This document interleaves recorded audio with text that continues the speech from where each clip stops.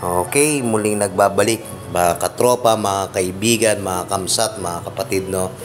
So samahan niyo ulit ako sa aking adventure dito sa Dawis Island at muling balikan yung mga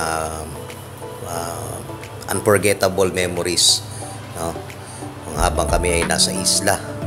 So yung that time na yan, second day pa rin namin sa Dawis Island.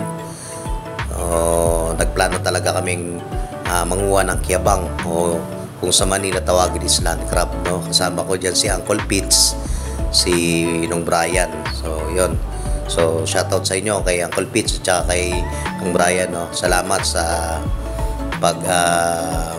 pagsama, so pag-alalay sa amin habang kami diyan sa kantilan. So salamat guys. Then yun nga, hindi basta-basta yung kinuha na namin, hindi lang doon sa tabing baybay. So umakit kami ng bundok niyan.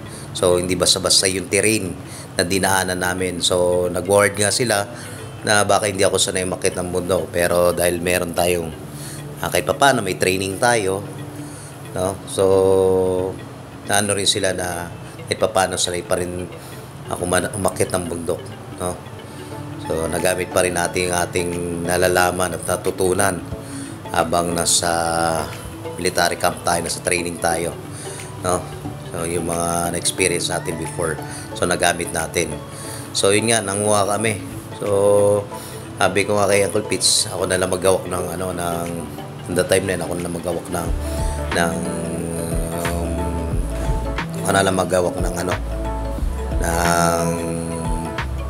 sako kung saan nilalagay yung kiyabang, no?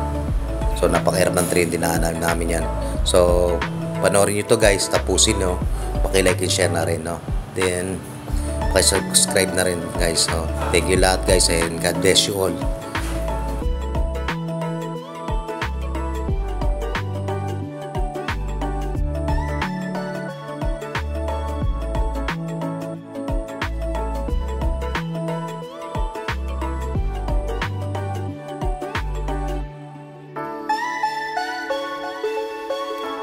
Okay, mga tropa, mga kapatid, mga kaibigan, mga kakamsat, no.